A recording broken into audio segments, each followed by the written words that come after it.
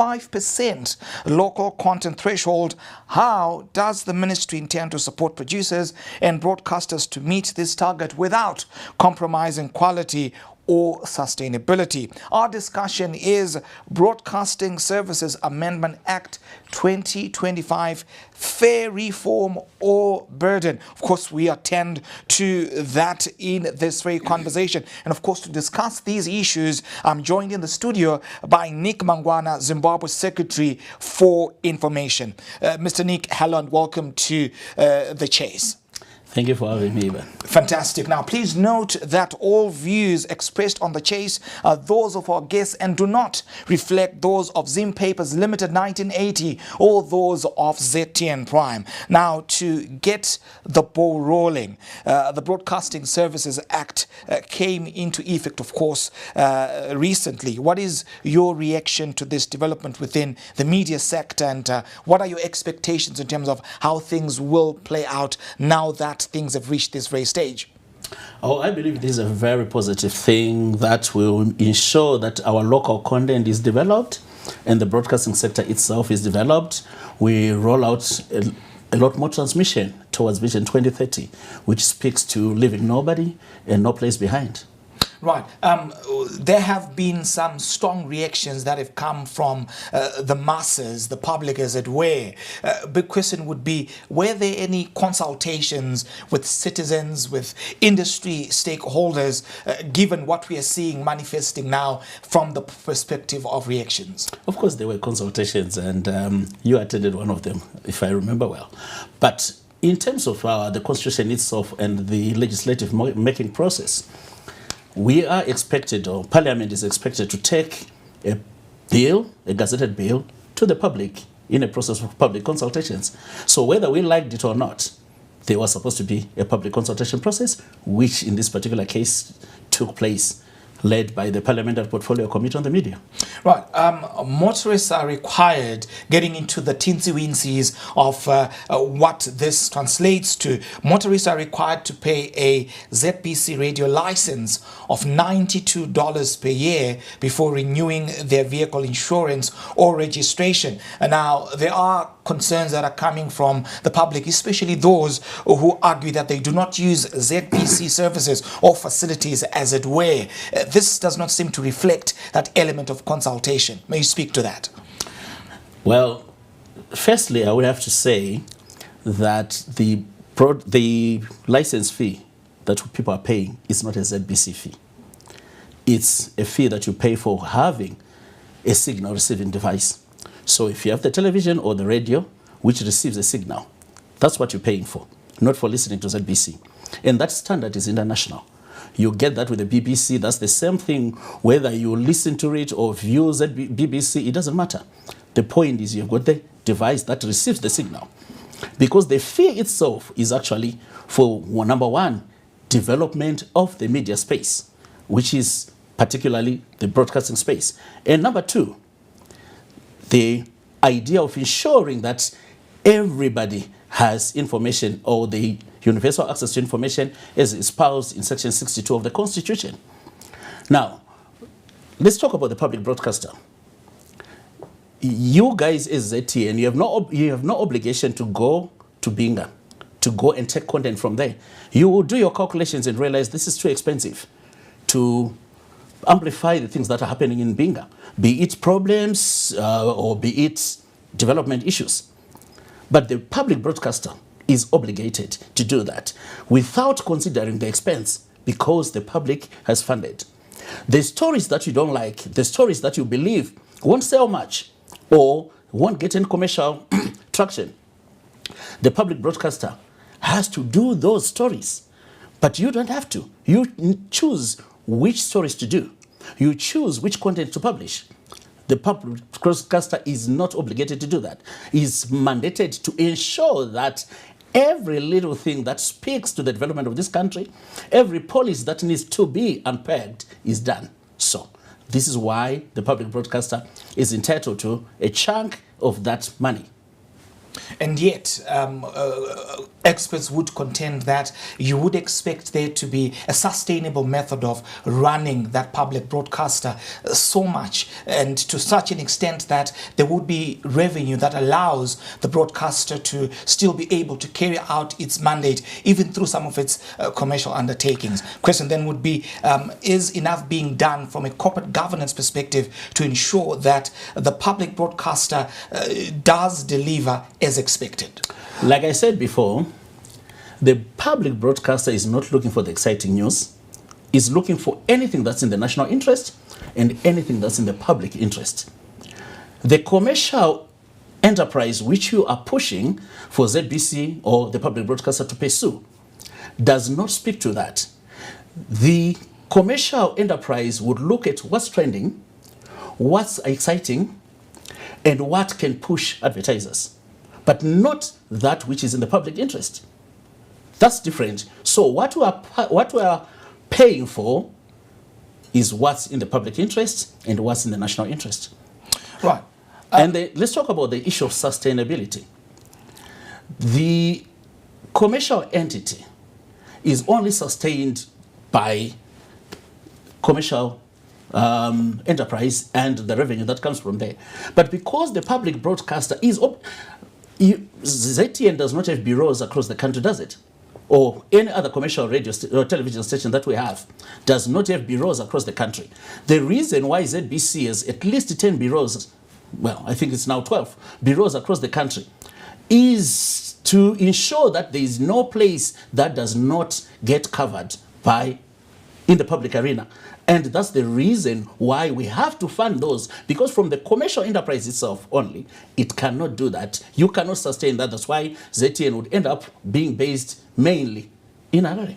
Right, $92, $200, these are figures that have been flying around, and critics have raised concern that this one-size-fits-all model disproportionately affects companies operating perhaps larger fleets, as it were. The question then would be, do you not see this as an impediment to other government efforts to improve the ease of doing business within Zimbabwe's borders? I think that's a very fair question.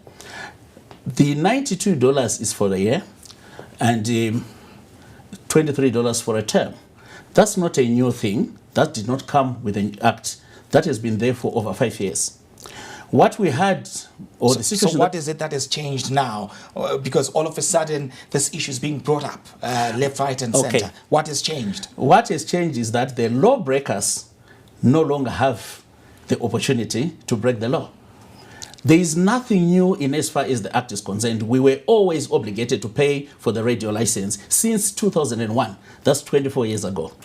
The figure of $92 has been there for about 5 years. But people were not engaging with it. Why? Because they were breaking the law. They were not paying. Why there is such a pushback or reaction is now we are saying we're enforcing the law. You cannot do this without having paid this license. It means that the big percentage, which is roughly 78% of the people that were not paying, and yet they were supposed to pay, are the ones that are now freaking from this and say, oh, why are we paying this? There's actually 22% of the people that has always been paying quietly.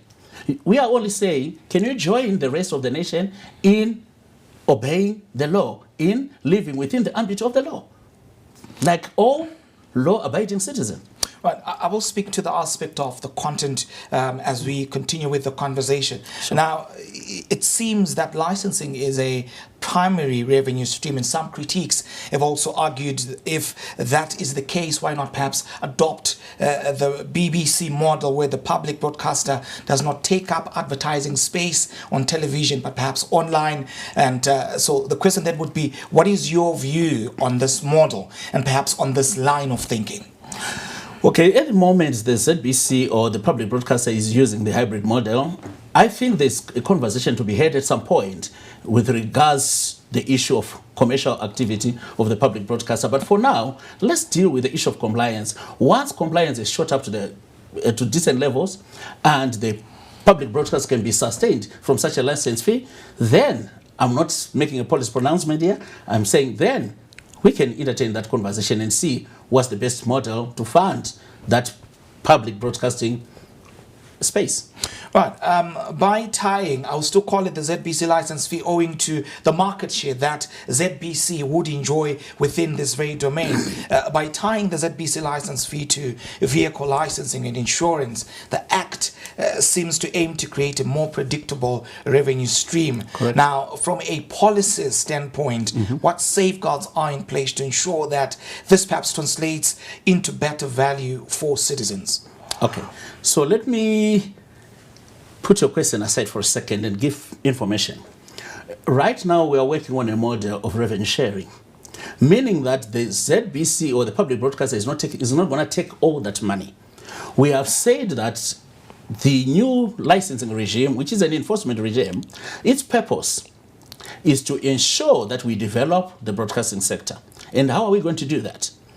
Part of that money is going to Transmedia to roll out further transmission network to ensure that every blade of grass in Zimbabwe is covered by transmission. Remember, my preface was leaving no place and no one, leaving no one and no place behind. The issue of no place, we do have places in Zimbabwe right now that cannot receive radio. When you are traveling from here to Bulawayo, there are places where you start losing signal completely from your radio. We do not want that. That does not speak to Vision 2030. If you are going to Mutare, same thing. In some places you've got a signal, some places you totally lose your radio signal. This is what the money is going to do. The money is going to make sure that every space in Zimbabwe has got broadcasting. It has got a signal. So there is nothing wrong with that. This is why I'm saying it's an anomaly to call this a ZBC license, because Transmedia is not ZBC. Put that aside. Let's talk about the development of community broadcasting. That money is also going to be used to sustain community radio stations and launch them, in spaces where they were not. That's part of where it's going to go. So the revenue sharing, which is going to happen in the sector, is meant to develop the whole sector, not ZBC. Now, more to your question. The issue of content production. The regulator, which is BAS, is also obligated to fund content production. They've been doing it all over the years, but now because there's money around, independent content producers will be able to be funded in order to produce content which you may use. I will go back to ZBC now. ZBC at the moment has a deal which it does with independent content producers. I've entertained those people in my office a few times where they were complaining that ZBC is not paying them, is saying, let's barter trade. We will give you space to advertise and then we run your program or we run your production. Once ZBC has got enough money, they won't be paying you or paying the independent content producer through barter, but they will be putting money on the content producer. The independent content producer, it means that they can now, they've got customers for their production and they can improve the quality of their production because they are getting money in their pockets, which money is coming from the license fee. Do you understand how this is cascading down there and it's trickling down to every space to ensure that we have quality content? So it's a boon for the sector, this particular licensing regime. You speak of ZBC and of course it being a dominant player. It's already been receiving funding from the fiscus over the years. Now you've got new television licenses that we awarded, and we are having this conversation on ZTN Prime, one of the channels that was awarded a license in that particular regard. Now question is, more funding is being channeled toward the very same ZBC, and yet you've got ZTN, you've got NRTV, you've got 3K TV and several other players that are still to, of course, come to the fore where their content is concerned. Now, continuing with that stream of revenue towards ZBC seems to be ignoring the existence of the other players. Is that not perhaps creating a situation that is anti-competitive for local content? Well, regarding the dominance of ZBC, I think I've already said there's a bit of conversation to be heard in terms of the commercial space.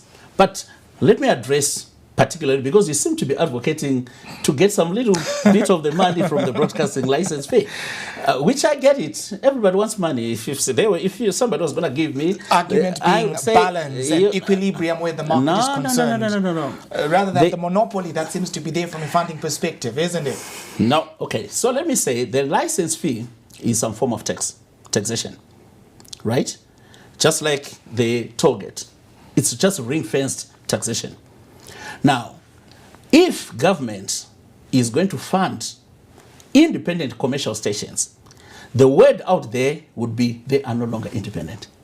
They are now captured because naturally you pay the piper, you call the tune. That's what the public perception would be. So the moment we put money into ZTN as government, into 3K or any other media house out there, people would believe that we now control the narrative. And it takes away the diversity, it takes away the independence of that commercial radio station or commercial television station. So, because we want pluralism in that space, we would rather stay away from funding them. They find their own funding from commercial activity and therefore retain their independence, and we have diversity in our media sector. Would there not be a mechanism of funding independent content producers who would, of course, feed their content without any proclivity to a particular broadcaster? That's why we said that Buzz has always funded independent content producers. At some point, they had over 8,000 hours of independent production. When they get their chunk or their portion of the broadcasting fund, or rather of the license fee, they will apply it accordingly and in the best way they know how.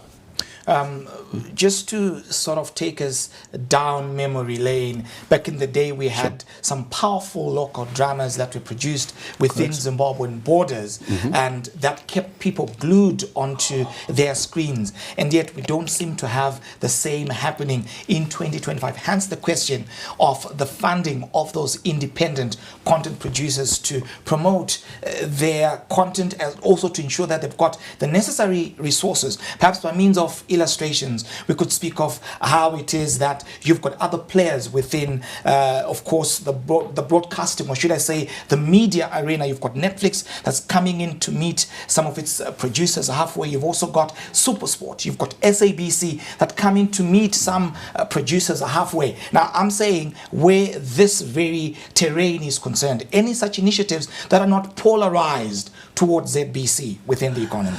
No, like I said before, we do not want to own or control anybody. The ZBC at the moment is the major broadcaster in this country. Once ZBC starts funding, you mentioned SABC, you didn't mention any other station. So SABC is the flip side of ZBC. So what SABC does, if done by ZBC, it's still kosher because you are using them as a model. So it's all right for ZBC to send money downstream or to trickle down money to the independent content producer who is going to change the quality of their production, and you will buy the content because they now have got the money. They are now producing very quality content which is good for your television. The whole point is there must be a system which makes sure that the independent content producer produces quality content. This idea of every television broadcaster producing their own content, including dramas, is not sustainable. We are in a free market economy. So therefore, we should allow private enterprise to make productions, and we buy those productions for our broadcasting. And this money that is going into the broadcasting sector, or that's going into the broadcasting sector, is going to do that. It's going to ensure that the independent content producer will have quality programs, which you will pick back on. Question then would be raised in terms of the masses also having to contribute in terms of the content, because this is taxpayers' money that's getting into of course, the coffers of the state broadcaster, as it were. Any avenues of getting perhaps the content that people feel would reflect their interests going forward from this point, especially since you are coming in hard in taking out taxpayers' money in this very regard? I will go back to what I said before. I said this is not ZBC money. I've spoken about revenue sharing, and I've shown how that revenue will end up going elsewhere. I've said we need transmission, because right now, unfortunately, this whole conversation is focused on television. The biggest issue is actually radio, because it is the most used medium in this country. Very few people, use television actually. Why is that? Could it be a content issue? No, it's not a content issue. It's because of where the majority of our people live. The majority of our people live in the rural areas. Therefore, if I'm working in the field, I can actually put my radio down there and continue to weed while I'm listening to the radio. The television is a distraction. I become unproductive. Even if I were in my office, when I put on the television and I start watching news, I actually stop working and watch the news. But if it was a radio, I could work with the radio playing in the background. So therefore, the radio is our most frequently used medium. Not only that, because it's cheap to use, to have, to buy, to procure. A radio can be played on a Mbudzi phone. It can also be played on another phone or any other device. You can have a very cheap two-way radio, which costs around $7 to $10. So, because of that, that's our most frequently used medium. And the focus of our conversation and development of the media sector, leaving no one or no place behind, and also ensuring universal access to information, the biggest driver of that is the radio, not even the newspaper. Right, let's move on to another element, which is the recognition of online content creators, Sure. as well as elements that speak to the regulation thereof. May you speak to the importance and the value that brings to Zimbabwe's media landscape? Oh, let's say now, the demographic dividend that we speak to has a lot of young people. They are major. I think the statistics ranges 65% and so on. 65% of our population is below the age of 35. That's a generation that's very much media savvy. Therefore, they get their content elsewhere. They don't get their content from legacy media. They get their content from some of it from TikTok, some of it from Facebook, Twitter, many platforms, including vlogs, blogs, and so on. That space needs to be developed, but it also needs to be regulated. Therefore, in the new act, we speak to internet-based broadcasting. We need to be able to regulate that. The self-regulation is not working. I think you're very clear about that, because we are already seeing a lot of excesses that are happening in that space. I think some of the biggest conversations that have been happening online and in cyberspace in recent days have been around the issue of the ethics of online content. And I do not want to bring these conversations here, but that space cannot be left as an unregulated jungle. Right, time for us to take a breather. We continue with this very conversation after the break. The Chase will be right back. Don't go anywhere.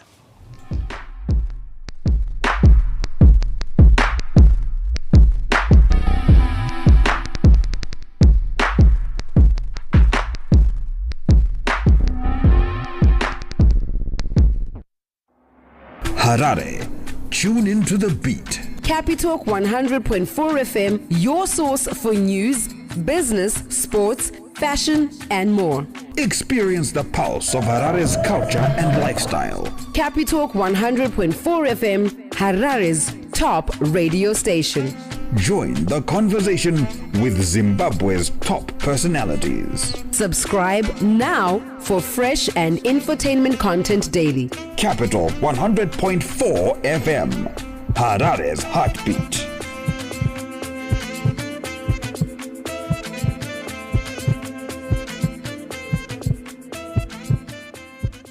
Didn't graduate. I guess I blew it.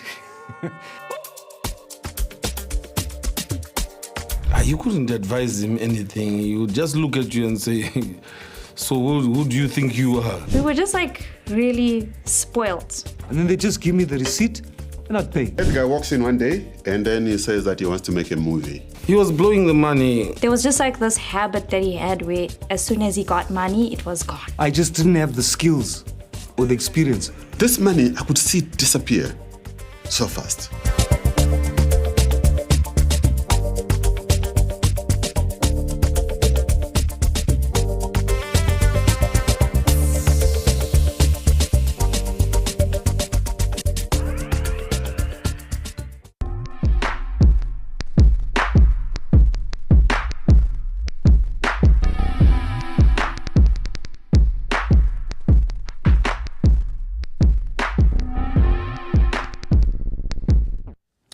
Welcome back to The Chase. We're coming to you from Zimbabwe's capital, Harare. I'm Eben Mabunda. We continue our conversation with the Permanent Secretary and the Minister of Information, Publicity and Broadcasting Services, Mr. Nick Mangwana. Now, picking up from where we left off in terms of course, the amendments, the Act reduces the size of the Broadcasting Authority of Zimbabwe board from 12 to 7 members. Why that initiative?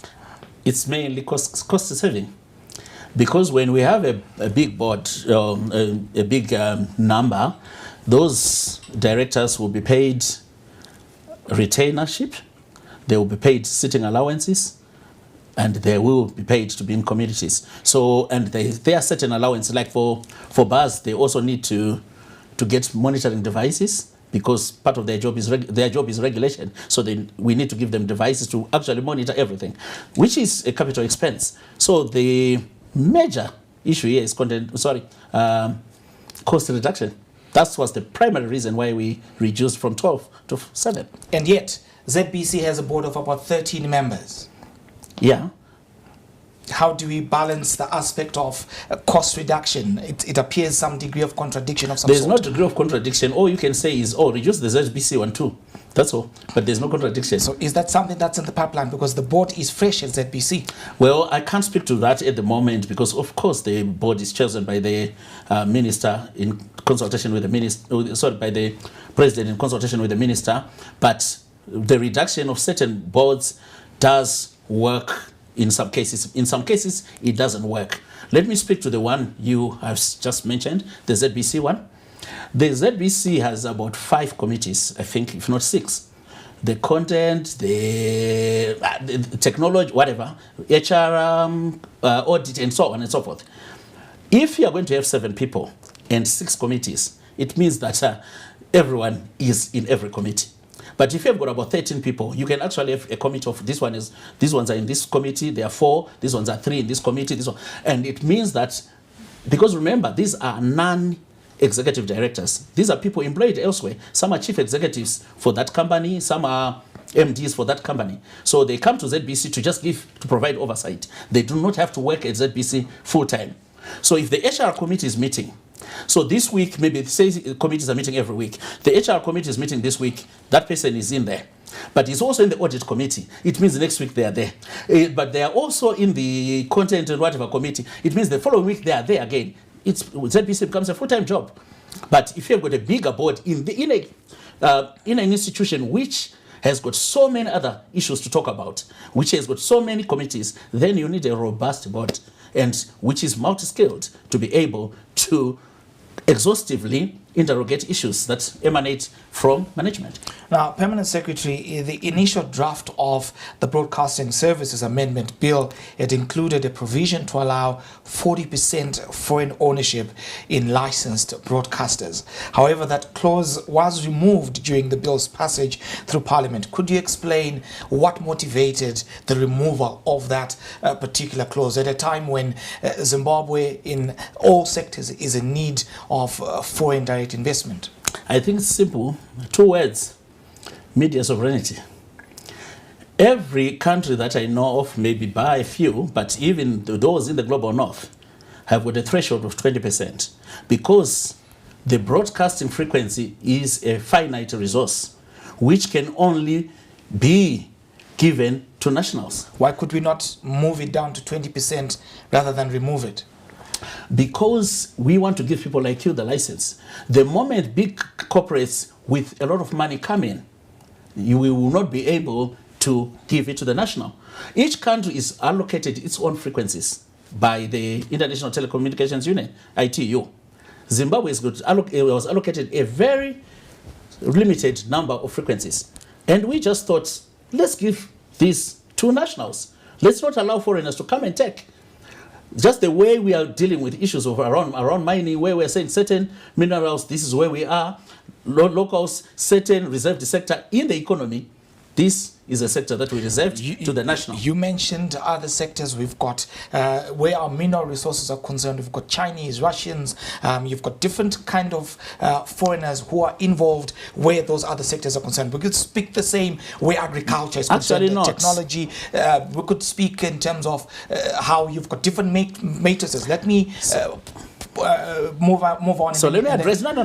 You don't throw things and go away. Right. So let's address Bring it on, because you will leave the nation hanging. All right. The mining sector. Let's have it. The mining sector. You have already seen a big movement to beneficiation and value addition in the country. So that we create employment. The mining sector, we realized as a government that it's very capital intensive. You can't even compare broadcasting to it. We're talking commercial mining because in the reserved sector, we have specific law that says only locals can do artisanal mining or small-scale mining. There is a law to that effect and policy to that effect. So we do not have a Chinese coming, or we should never have a Chinese coming to do river panning, a Chinese coming to do, or any other nationality coming to do small-scale mining. Only commercial mining. Now, when you talk of commercial mining, it means you are coming to sink in a shaft with a lot of, which calls for a lot of capital injection because, unfortunately, we do not have capital. In this particular case, we invite foreign capital to come and do that. But once you have done that, now we are saying, process that thing in here because we do not have the money because of the demand on the size of the capital that you need to do commercial mining in the country. Right. I think government has done very well where the mining sector is concerned, of course, with room for improvement involving both foreign as well as local players. Sure. Now, Zim Papers, you are on Zim Papers television network. Zim Papers is listed on the Zimbabwe Stock Exchange. Correct. With a 51-49% shareholding between government as well as members of the public. Now, given that model, that exemplifies just how you can have some degree of ownership where Zim Papers is concerned. Suffice to say, just as in the mining sector, which is capital intensive, you said the media is not capital intensive, and yet ZBC... Not as capital intensive as the mining. All right. But it is, television is capital intensive. And yet, ZBC, you will be moving ahead with the collection of these funds to ensure that they're able to move ahead with their production. So the argument would be, wouldn't it not be necessary to ensure that there is some degree of ownership arrangement, joint venture even, maybe at a ratio of 80 to 20%. You mentioned 40% and you mentioned the 20%. Would that not be something that we need in Zimbabwe?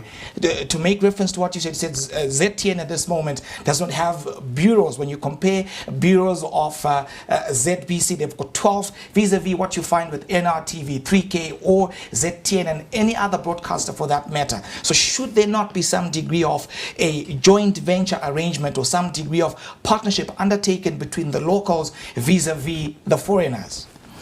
One of the biggest media moguls in the world is a gentleman called Rupert Murdoch. Rupert Murdoch is an Australian. He had to give up his Australian citizenship where he was born and raised to adopt the American citizenship because he wanted to have space in the broadcasting sector. And then he had Fox, among other television stations. It's because the America, which many take to be the model in free enterprise, does not allow foreigners to dominate in the broadcasting sector because of the finite nature of the broadcasting frequencies. Zimbabwe, a very small country of nearly 16 million people with very small space, want its people to benefit from their national resources. And yet, when you compare the amount of capital that's flowing within the United States against our domestic economy, you look at the market capitalization of what you find on the Wall Street vis-a-vis the market capitalization that you find on the Victoria Falls Stock Exchange, the Zimbabwe Stock Exchange. This just shows you how there is need for more capital injection that flows through the domestic economy. Against that pretext, but you're not addressing the key issue. Why did the United States reserve that broadcasting space to the local? Why? Number one is the messaging. Remember my two words, original words. I said media sovereignty. You control your space as a nation, not government. As a nation, we control our space. We are going to, if we allow a lot of foreigners, we're going to end up with children talking like Nigerians, that is, if they are African, if they choose African, or talking like Americans, behaving like any other nation that is coming in large force into our space. We are a people with an identity. Therefore, we need to control as a nation, not as a government again. We need to control our own content. We need to control our space, what we dish out to our people. Hence, the issue of having 75% local content to develop locally. Right. The Act now requires broadcasters to air at least 10% of content in officially recognized languages rather than in Shona and Ndebele. Now, the question is this: what practical support is being provided to help broadcasters develop quality content in these minority languages? We're speaking of your Tonga, your Kalanga, your Nambia, and as well, how will this compliance be monitored going forward? You don't actually need much to have a Kalanga program. You don't actually need much to have a conversation in Kalanga or Nambia or Tonga or Venda, for that matter, or Xhosa or Tswana. No, you don't need much. And again, you have a tunnel vision, or you appear to have a tunnel vision. You want to believe that broadcasting means television. No, I said absolutely so not. So what would you need to have a conversation on radio? Community radio licenses, web commission, and of course in Chitsonga. What would you need to have a radio conversation in Chichangan? What do you need? You need two people speaking the same language. So what does it take to have to invite a Shangan person who is based in Harare to your studio to have that conversation and to have that broadcast? What does it take? Right, of course. But let me there would be need for a studio. More expanded. Respectfully, Permanent Secretary, there would be need for some kind of a studio that ensures that the conversation can flow. You are getting there. Now, because you do not have the mandate, you as an institution do not actually have the public broadcasting mandate, only the ZBC has. Right now, we have built 10 studios for heritage broadcasting. There will be a studio for all of these languages, each and every one of these languages. We are actually going there tomorrow morning to see how far the work has been done. So ZBC has we have a studio dedicated to Nambia, a studio dedicated to Chitonga, a studio dedicated to Kalanga. All those languages, Ba, Shona, Ndebele, and English. Because those ones are already catered for. Absolutely commendable. And they need the money from the license fee. Right. Brings us back to our earlier conversation, Permanent Secretary, to say Zim Papers is also the home of Star FM and Diamond or Nyami Nyami, if you may, in that particular regard, which just shows you the capacity and the potential that Zim Papers as an establishment has. But the issue then comes in where the element of the inflow of capital, back to the 80-20% scenario that we're talking about, should it not perhaps be time to perhaps make a reconsideration? Where the editorial policy is concerned, the locals can have the dominance, but where investment is concerned, we allow a fraction, 10, maybe 20% of foreigners to also have their cash into Zimbabwe's broadcasting regime. We didn't change the law in as far as the 20% is concerned, if I remember well. I'll cross-check that, but I don't believe we changed the law. I think we had the 20% there, and we still have that, because I don't think we amended that particular part of the act. But that said, when you said Zim Papers, so I'll go to Zim Papers. Right. When Zim Papers applied for the license to broadcast, whether through its radios or television. They actually said they had a financial plan to be able to do that. That financial plan was very convincing to the regulator that the regulator gave you the license because you could run that entity commercially in a viable way.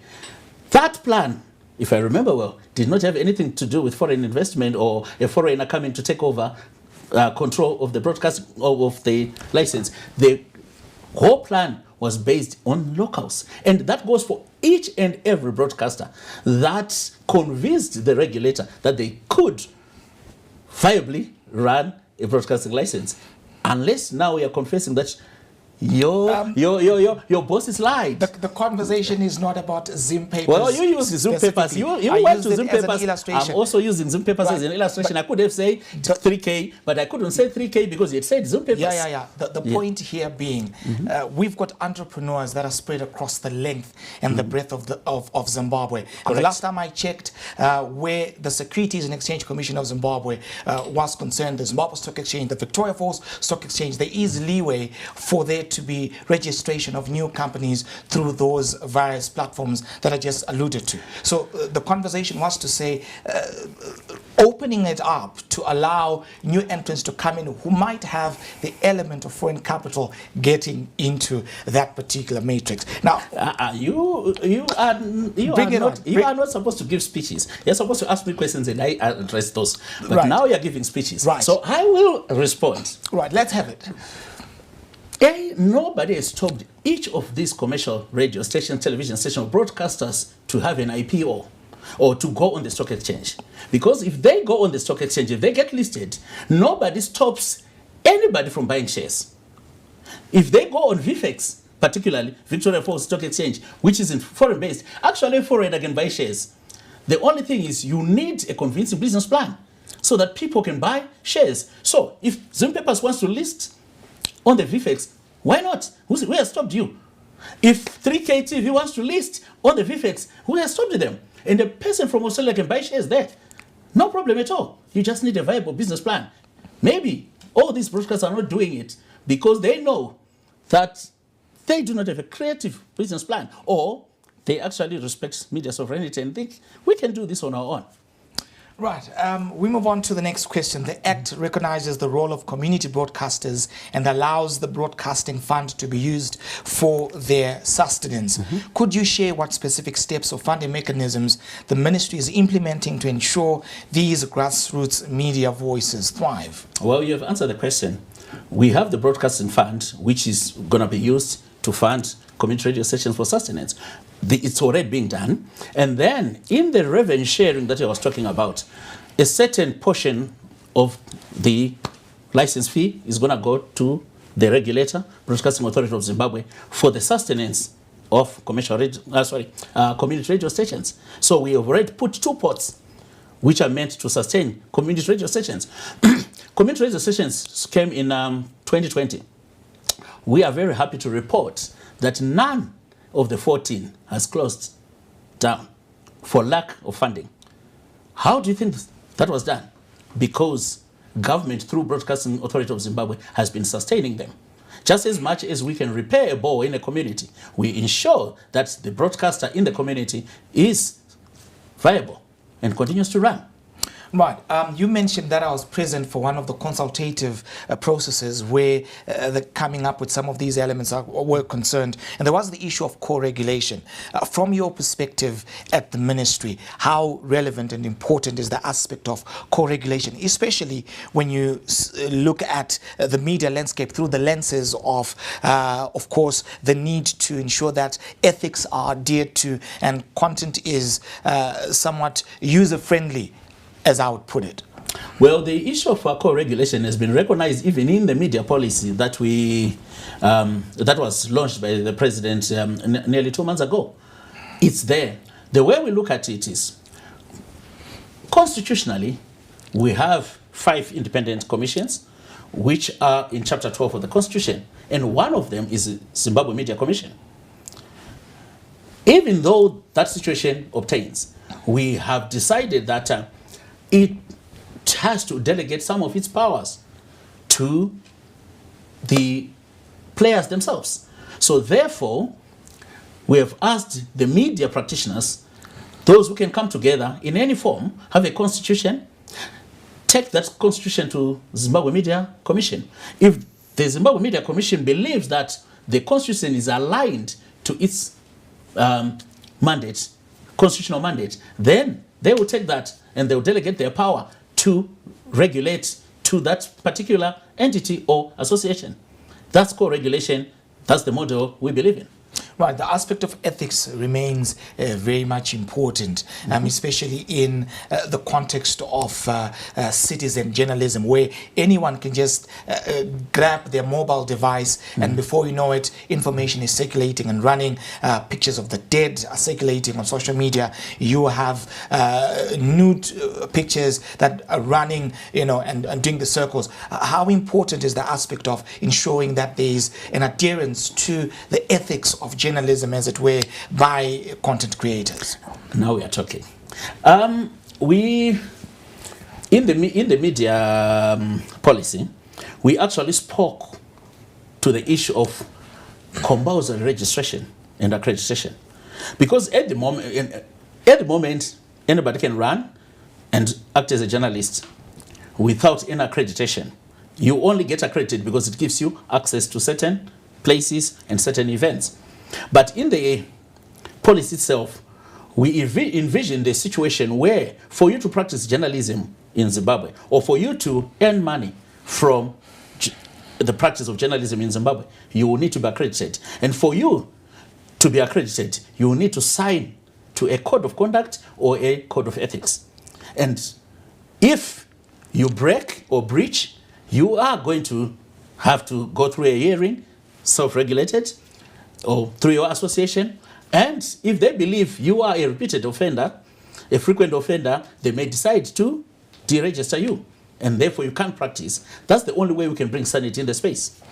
Right, and of course, this brings us to the conclusion of our program. So thank you for appearing on The Chase. Thank you for having me. And of course, that's a wrap, and that was the conversation with Nick Mangwana, Permanent Secretary in the Ministry of Information, Publicity and Broadcasting Services. Do follow us on our social media handles as In Papers TV Network, as well as at ZTN Prime. Your views and your thoughts are important to us. And of course, I'm Eben Mabunda, the money man. Let them do what they do. When we do what we do, we mean business. Thank you for watching and have a good evening.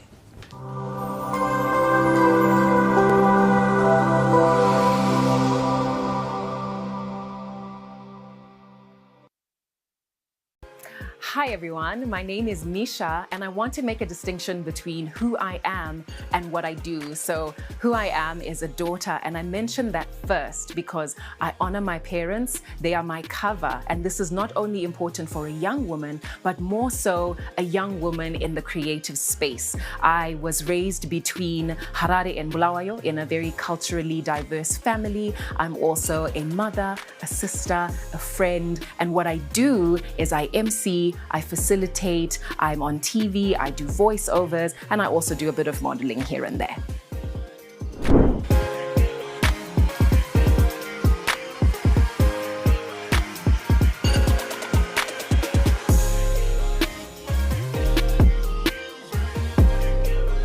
So I started off, the very first time I ever spoke in front of people was in grade 1 at Henry Law, where I delivered a speech at Speech and Prize Giving Day, got a standing ovation, and realized that I had a gift and skill. And I'm so grateful to my parents for nurturing that from such a young age. And here I am today. As an MC in my early days, and I've been MCing for over a decade now, is I think what was memorable when I then realized that there was a difference between how I show up as an MC and how I bring in my facilitation experience. So an MC has the liberty to show up maybe an hour before the event, go through the program, keep everybody engaged. But a facilitator is really responsible for setting the tone, preparing beforehand, running through the program with the conference or event organizers, and then making sure that everyone everything goes off without a hitch. I think as a facilitator, I don't respond to the energy in the room, I set the tone. And so that's part of my preparation, is understanding the context, understanding the content that we're wanting to deliver, and then preparing myself to be able to make a connection and invite the audience onto a journey with me.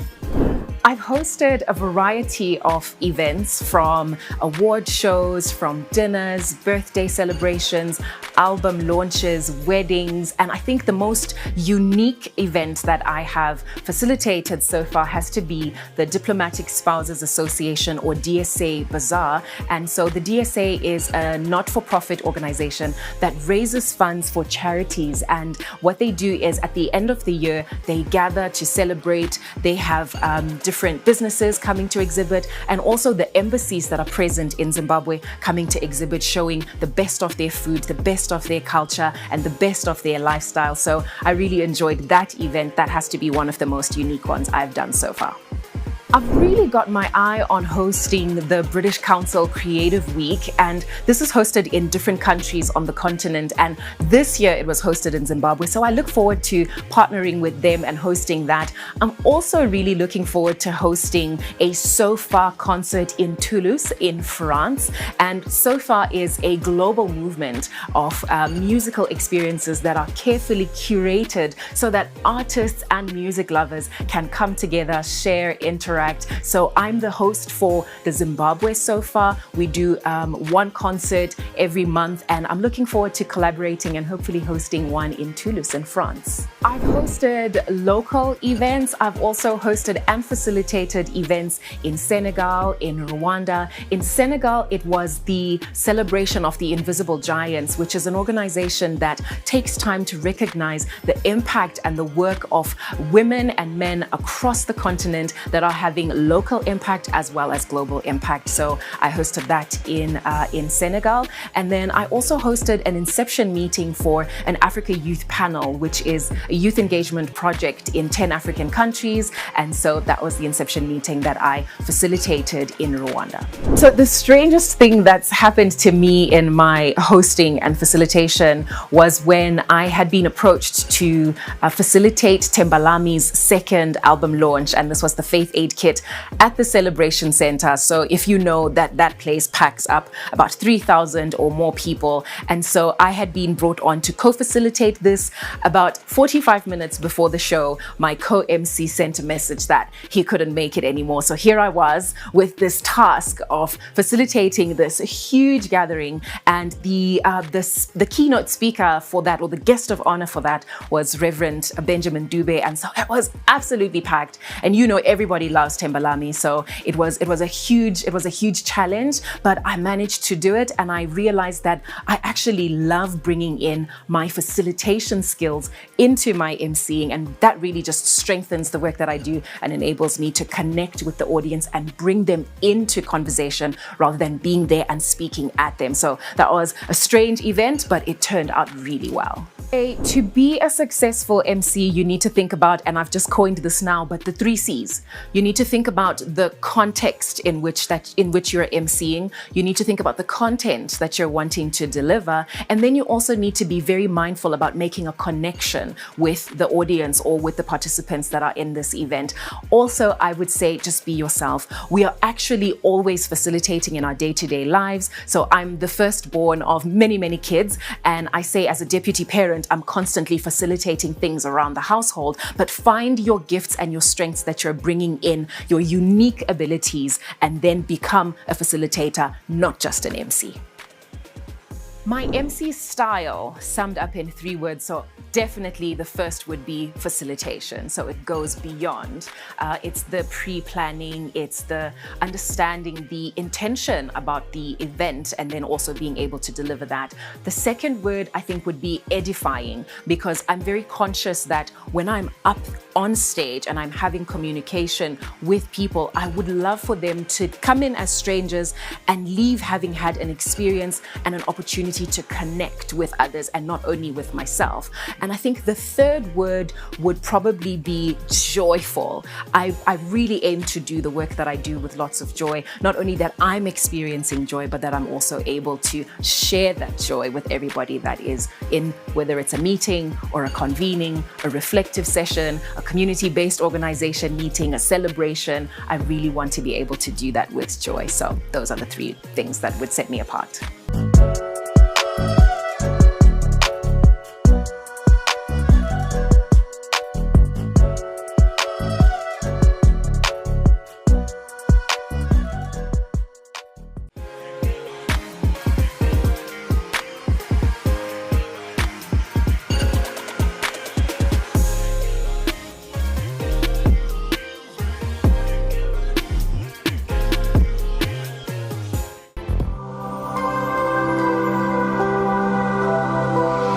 For me, charity is everyone's responsibility. All of us should give. See me? Ngikutholele open space eSanta Barbara. I flat lapho zokuhlala khona na 2 other students.